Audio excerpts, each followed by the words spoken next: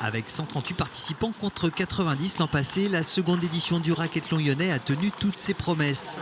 Venus de Bretagne, de Nantes, de Poitiers ou de Lyon, les mordus de la raquette se sont retrouvés le temps d'un week-end. Il y a eu un bon bouche à oreille, donc les joueurs ont voulu tester. Certains découvrent le racquethlon, d'autres reviennent puisqu'ils ont fait déjà plusieurs tournois et celui de l'an dernier. Donc on a beaucoup de joueurs qui reviennent sur cette deuxième édition. Née il y a une trentaine d'années dans les pays scandinaves, la discipline a fait ses premiers pas en France il y a 5 ans.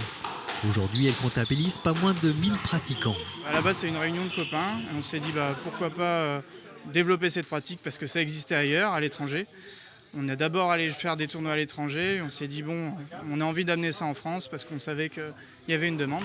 Donc à partir de là, on s'est lancé et maintenant on organise une dizaine de tournois par an. Une pratique nouvelle qui attise les curiosités. Pour le plus grand plaisir des organisateurs, le nombre de féminines inscrites a considérablement augmenté cette année.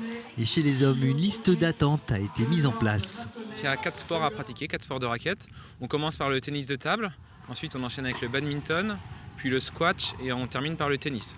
Donc dans chaque sport, il y a 21 points à marquer et à la fin, on additionne avant le tennis et on regarde combien de points il reste à marquer. C'est celui qui a le plus de points qui gagne le match. Les transitions sont pas faciles à gérer, notamment la dernière là, entre le squash et le tennis où la raquette semble bien lourde. Les balles sortent parce qu'on tape plus fort en squash, il faut régler un petit peu la balle.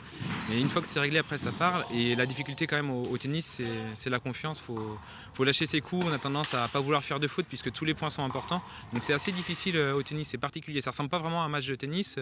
Ça joue, on renvoie la balle ou des fois faut se lâcher, en fait, faut attaquer, mais c'est pas toujours facile à faire.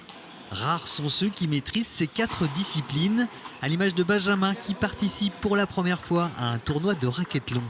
Du coup, d'habitude, je joue au squash, badminton et tennis. Mais c'est vrai que ping-pong, ça fait bien 15 ans que je n'avais pas joué. Le premier match a été compliqué, mais du coup, c'est hyper intéressant aussi parce que ça permet de retrouver des mouvements quand on a joué plus jeune. Donc au fur et à mesure, on s'y adapte. Le bureau de l'association Racquethlon France a pour ambition de devenir un comité au sein de la fédération de badminton. Et depuis 5 ans, elle œuvre au rayonnement de cette pratique.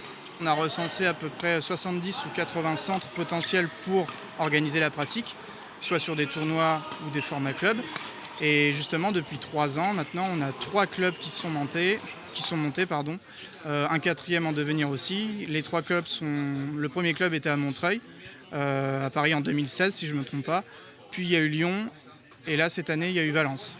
La 3e édition du Racquethlon lyonnais est déjà dans les cartons. En attendant, les organisateurs du tournoi étudient la possibilité de pouvoir mettre sur pied le premier club de la région.